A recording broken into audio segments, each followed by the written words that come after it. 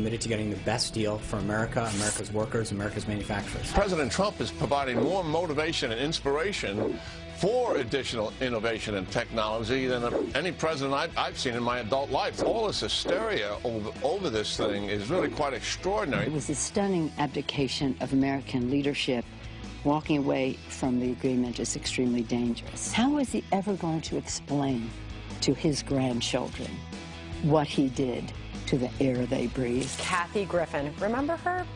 She found it necessary to hold a press conference today in which she claimed she is the real victim. This bully and this president, of all people, is going to come after me?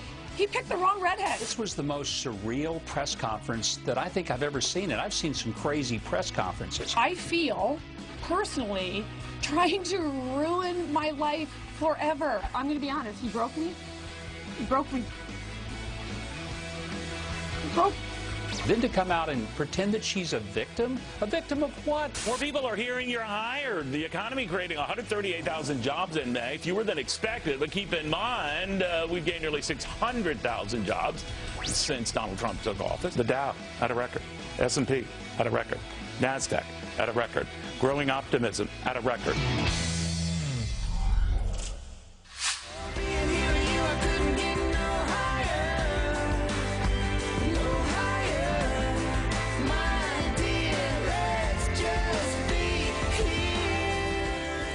Look down 6th Avenue, the Avenue of the Americas, right towards Central Park in Fox News Studios. Where if they continued panning down to the plaza, that's where American Young is performing later. Yeah, that was the song you were just listening to coming into our show. They are incredible. I will tell you, like, I listen to their music all the time. It's just calming. They sang a song on our show called A Soldier's Wife. It had everyone in tears. I mean, you should look it up if you haven't. But they're going to be here at the end of our show, and they are just fabulous. We got a very busy next 2 hours. Abby might sing with them, too. She sang with them before. Yeah, stick around for that. Yeah, we do have a busy show. I do want to start with some headlines, though, and a Fox News alert. Police in Manchester have just arrested the 17th suspect connected to last week's terror attack. Authorities linking the 24-year-old man to the bombing at the Ariana Grande concert that killed 23 people. 10 suspects do remain in custody. Meanwhile, Ariana Grande is already back in Manchester visiting victims at the hospital. She will perform a benefit concert there tonight to honor those victims. And President Trump is not expected to block former FBI Director James Comey from testifying next week. The New York Times reports that the president likely will not invoke his executive privilege despite Comey's reported desire to expose private conversations between the two about Russia's alleged election meddling. Earlier, former Trump campaign manager Corey Lewandowski joined us on the show to react. We want Comey to testify in an open session so everyone can understand what narrative he's actually going to tell. What we know is there is nothing on this Russia investigation. I was the campaign manager for 18 months. Never did we have any communication with Russia, Russian operatives, Russian people, Russian salad dressing, Russian lettering, nothing, zero. We all agreed we like Russian salad dressing. It is really good. All right. Well, Comey's testimony to the Senate Intelligence Committee on Thursday will be his first public appearance since President Trump fired him last month. We're all waiting for that one. And the president's decision to pull out of the Paris climate deal is causing quite the stir. I was elected to represent the citizens of Pittsburgh, not Paris. Well, triggered Democrats will hold a March for Truth rally in D.C. later today. Meanwhile, supporters of the move will hold a Pittsburgh, not Paris rally in front of the White House. And Obamacare self-destruction continues. Blue Cross Blue Shield says it is now dropping out of the Nebraska exchange next year, saying it's projected to lose $12 million from plans this year. To stay, it would have to increase premiums by more than 50% next year. Medica, the only remaining insurer, has not decided if it will be staying in. So the only one left doesn't know if it's staying. Yeah, you hear this state by state by state by state. All right, we want to bring in Chris Steigerwald, Fox News politics editor on this Saturday morning. Hey, Chris, great to see you this morning. Chris. Nice morning, gang. How you doing? That bow tie this morning. You dressed up just for us. I'm rock and rolling. Yeah, I'm cool. feeling it. Is it a clip-on? Hey, words that hurt. Words that hurt. I would never be. No, you got me beat. I would never be able to tie a bow tie. Oh man. Well, speaking of words that hurt, of course, if President Trump is listening to the media and Democrats, his feelings are very hurt today because they are hysterical over his choice over the Paris Climate Agreement. Take a listen to how they've been characterizing it. I think withdrawing from the Paris Accord is a historic, monumental mistake that we will pay the price for the next several generations. He is not helping the forgotten American. He is hurting them. Their kids will have worse asthma in the summer. They will have a harder time having economic growth. He's made us an environmental pariah in the world. It was a stunning abdication of American leadership. How is he ever going to explain to his grandchildren what he did to the air they breathe? And shockingly, Chris, this morning, the New York Times has this headline on the front page: small businesses cheer new sheriff in town after climate pact exit. Turns out when they talk to people in middle America, small business owners, they want out of the Paris Climate Agreement. Well, you cannot have it both ways as a Democrat. It cannot be that it is such a meaningless accord, which it really is, if we're going to be frank about it. Right, it's a non-binding deal, Chris. So that it can't be so meaningless that Trump is crazy not to stay in it, and then at the same time have the rejection of it be the worst thing that ever happened to humankind. It cannot be both things at the same time. And I would submit, in the end, this is probably nets out to about a 0.0 for Trump. It will hurt him with suburbanites, but it will help him with country voters, rural voters, bright red states. So it probably nets out to about 0, and just like the deal does. But for Democrats, if they do not learn the lesson of 2016, which is they are way out of whack when it comes to country voters versus city voters. Right. And country voters don't want to hear them screaming about the Paris Climate Accord. It's from France. It's about global warming. It does not sound like the Democrats are engaging on the populist tip that Trump was able to beat them on. Well, yeah, you bring us right to our next point, which is this is where Democrats are aligning themselves. I mean, it seems like they see 2018 an opportunity here at the ballot box. And of course, we put up that Pew Research poll from a short time ago that shows terrorism at the top of the list, the economy second, education, jobs, all the way down on the lower right-hand side of your screen, 38%. Climate change is the thing that most Americans are concerned about. You talk about being out of whack with where the American public is right now. It's right there on your screen. Well, I feel you, brother. I understand that. Do you think they can run on it? I mean, they think they can run in 2018. As I just said, it's a stinker as a primary object for Democrats. However, and this is a significant however, just as Democrats are doing poorly with country voters, with rural voters, with places in the Rust Belt, Republicans have a problem in the suburbs. And the problem in the suburbs is that college-educated, more affluent voters are very skeptical, to say the least, of Donald Trump, of the Republican Party, of their agenda.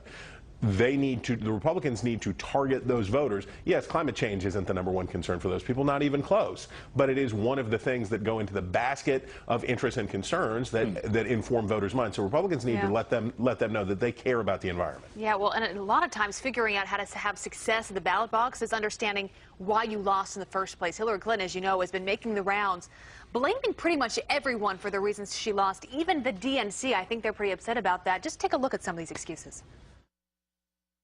Go to Netflix. From the New York Times, Facebook, 1,000 Russian agents, Trump's Twitter account, the Democratic Party. It's very difficult, historically, to succeed a two-term president of your own party. Polling misogyny, women in the suburbs, Comey, WikiLeaks, voter suppression, fake news, all of that. And that's kind of what happened.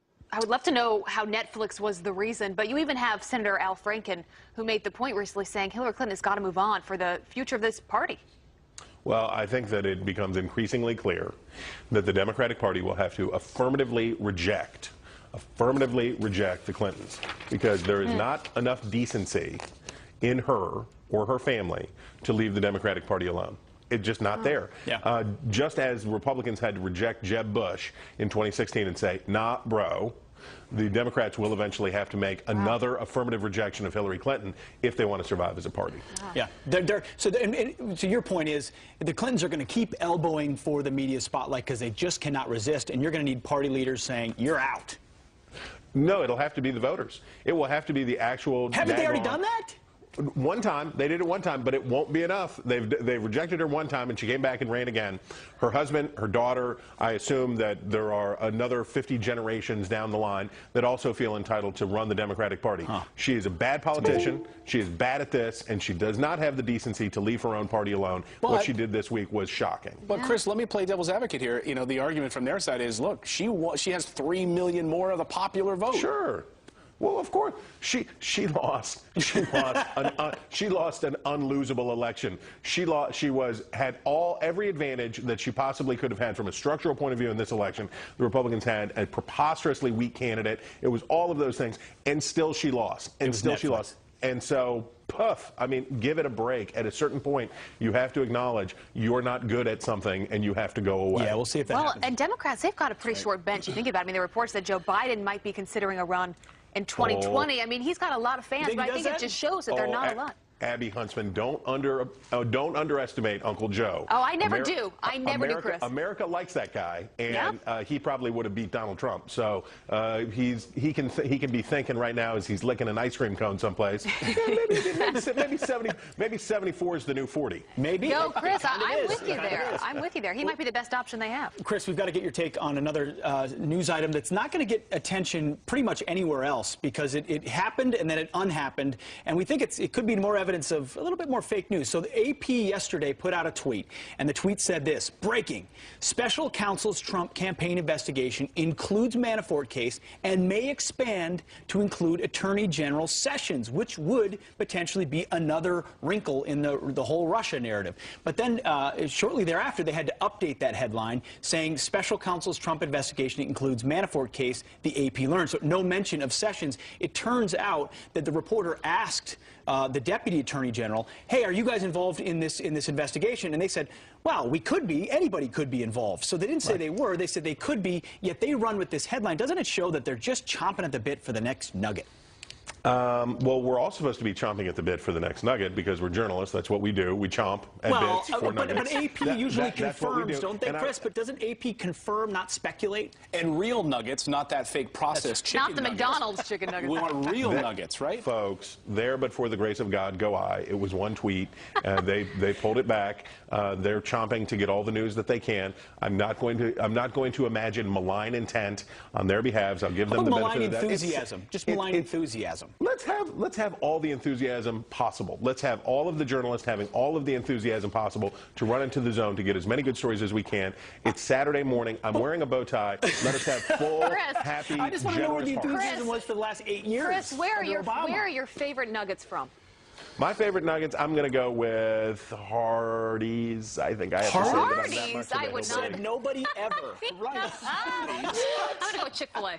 I mean, I like Hardee's for breakfast. It's true. Wendy's has some good New York elitists. Thanks, New York elitists. I grew up on Hardee's. I got to say, I do love Hardee's. Their hash browns are fantastic. But, I mean, but you can't get McDonald's in the morning. You can get breakfast all day, but you can't get nuggets in the morning, which is a real problem for McDonald's. And that's really what's wrong with America today. You cannot get processed nuggets and fried chicken before 10:30. It's a great way to end this conversation. Chris. Thank you, sir. We really hit a home run at the end of this thing. Thanks, always love having you. Looking sharp. All right. Well, she posted with President Trump's severed head. Of course, you remember this ridiculous thing. Now, Kathy Griffin claims she's the victim in this whole thing. I think I'm going to be honest, he broke me. He broke me. He broke. Well, Michelle Malkin is fired up about this. She joins us live straight ahead. Plus, the mainstream media is at it again, claiming Steve Bannon is the shadow president. But wait, didn't the media say just a couple of weeks ago that he was getting fired? I can't keep it straight. Oh, right. And you can't. None of us can. We're going to discuss it.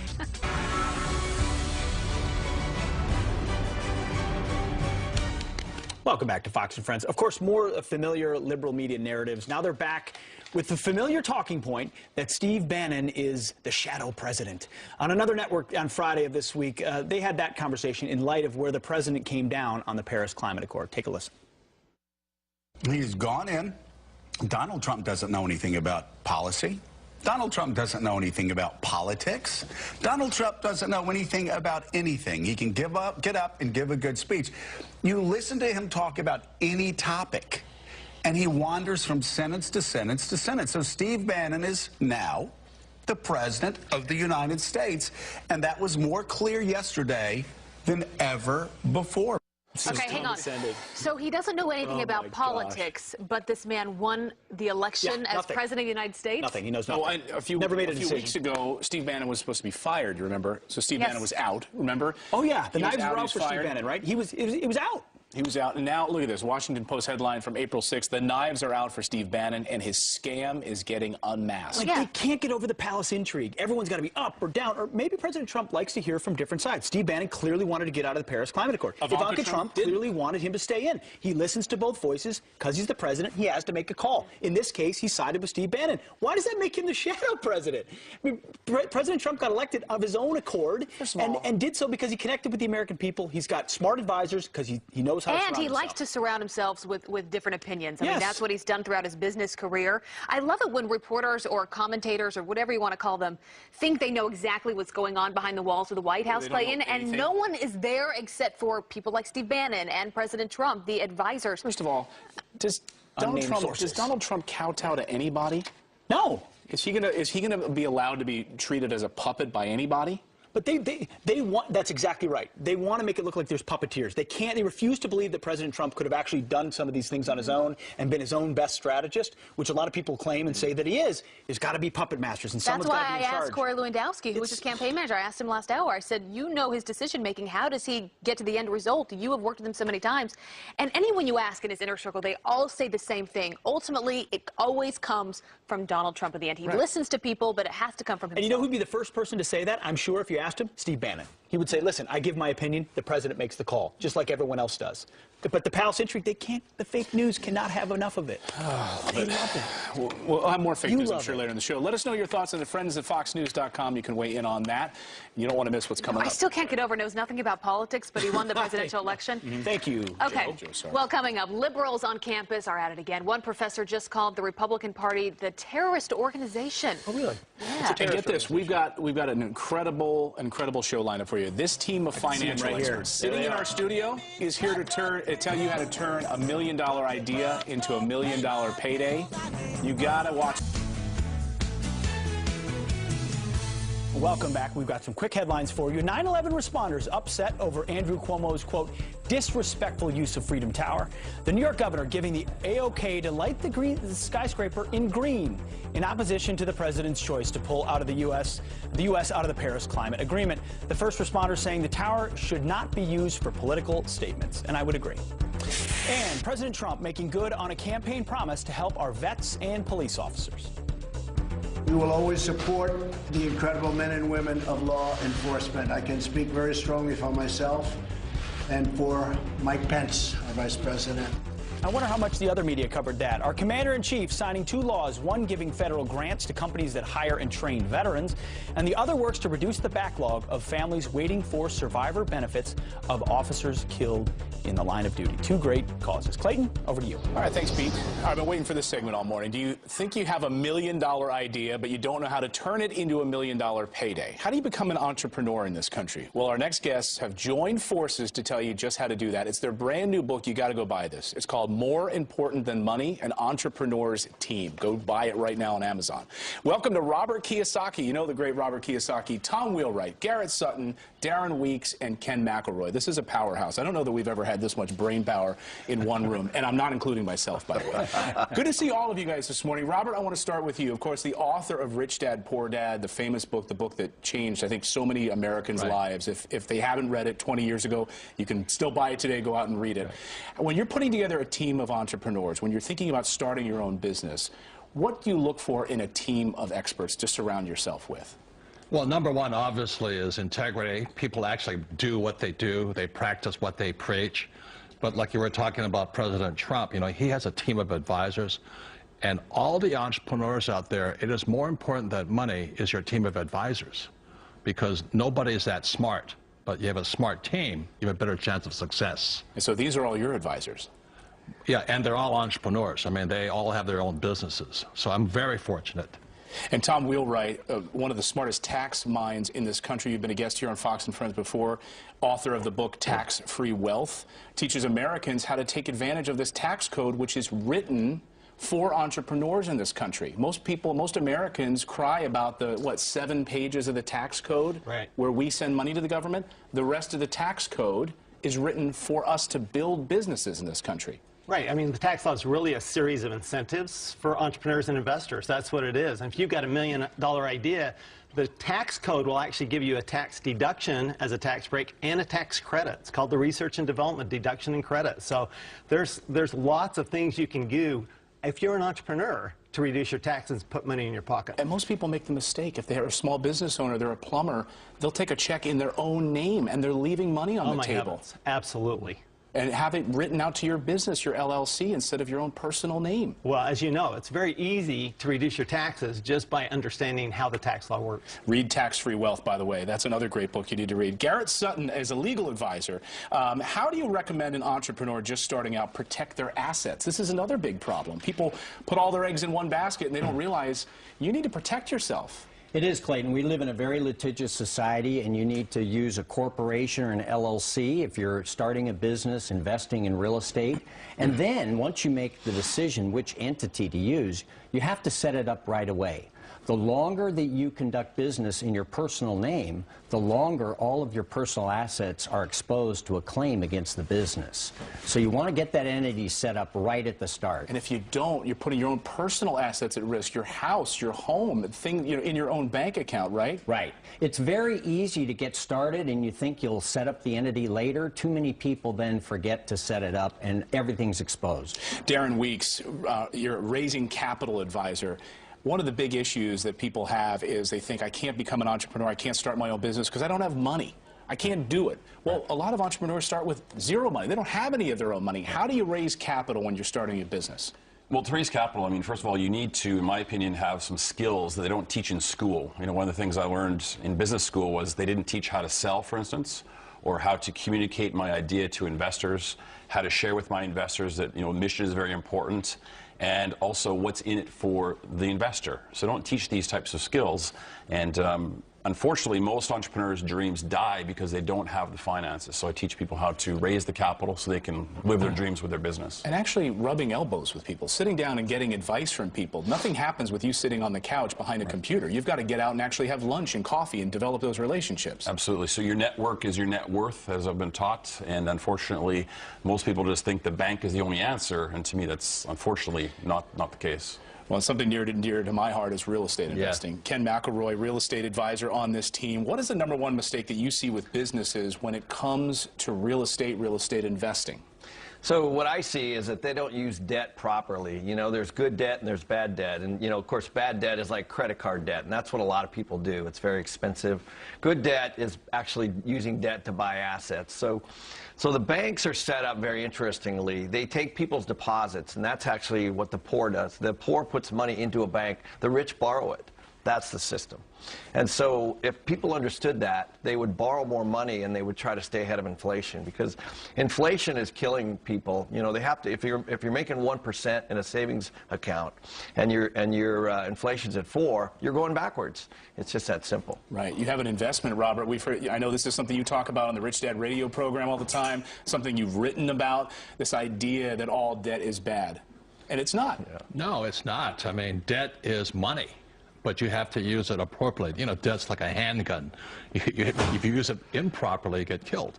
You use it properly, you're protected. So debt is very, very important for the entrepreneur.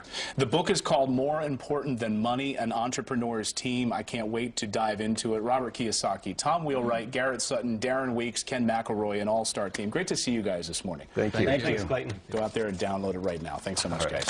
All right, coming up here on the show, the mainstream media having a total meltdown over President's decision to drop out of the Paris Climate Accords.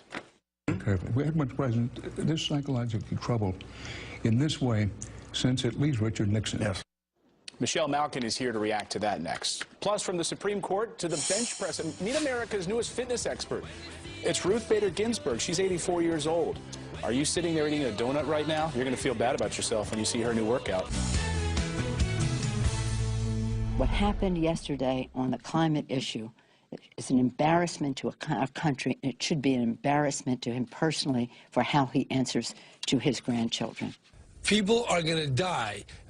Habitat will be destroyed. Seas will rise. Insects will spread in areas they've never been before. He just came back from his European trip, and he was angry with the leader of Germany, Ms. Merkel, and the new leader of France. So what you have here is a president who's lashing out in anger. We haven't had a president this psychologically troubled. I'm trying to use my language very carefully. We haven't had a president this psychologically troubled in this way since at least Richard Nixon. Yes. Ooh, the hysteria. Psychologically troubled. People are going to die and insects are going to spread everywhere. Unreal. Well, let's bring in host of Michelle Malkin Investigates on CRTV. Michelle, always good to have you here. I have no doubt that you are passionate about this issue. If you watch the mainstream media, it's like we've lost our leadership in the world completely. Yeah, leadership and, well, these people have lost their marbles. I can report to you definitively and exclusively that the spike in global warming this week came from the hysteria and the hyperbole and the hot air generated by these people and the rhetorical gases that they've been spewing. You know, as has been pointed out by many sane people, they are stirring up this chicken little alarmism over an accord that is non-enforceable and that really is bound by transnationalism rather than any sense of what's best for this country. Well, Michelle, the ACLU disagrees with you and says that this pulling out of the Paris Climate Accords is racist. They say it's racist that we've pulled out of this, and they say, look, I'm quoting them, they say black and brown Americans live closer to coal-powered plants, therefore this will adversely affect them. Asthma rates on the rise. It's racist, Michelle. Yes, right. It's racist, it's sexist, it's every ist. And really what it is cultist. If you listen closely to the talking points of all of these people, these radical greenies, it really is a cult. It is a cult of eco-robots, eco-bots. They say the same thing. And again, rational people think, what? What are you talking about? Climate change is real. Climate change is real. Climate change is real. Can we grow up? Because the question isn't whether it's real or not. It's even if you grant, even if you look past all of the actual dissent, all of the actual scientific debate that truly exists beyond all of this hot air, the public policy question, the adult public policy question is, even if it, quote unquote, exists, even if it is attributable mostly to anthropogenic sources, and we can't even say that for sure, but let's just grant that. The public policy question is, do the costs of government intervention outweigh the benefits, the imagined benefits that these people are posturing and positing exist? It's such a great point. And is it the free market or statism that will ultimately liberate us from it? And I think history shows us the market does a better job. But we got to get your take on another piece of hot air from this week. Kathy Griffin, we know the photo, we saw the apology in a video, and then a lot of us, our eyebrows raised when we saw she's holding a press conference yesterday in California. This was bizarre. Take a look.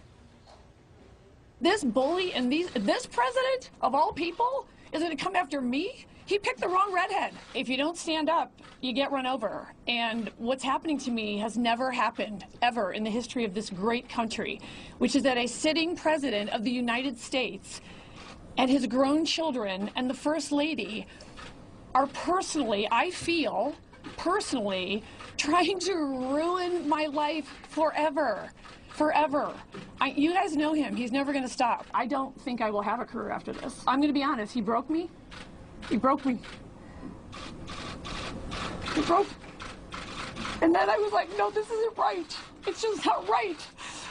And I apologize because that was the right thing to do and I meant it. There's a bunch of old white guys trying to silence me. And I'm just here to say that's wrong. What is happening here, Michelle? My goodness. Where are we living? What's going on? I don't know. What is this? You know, they're trying to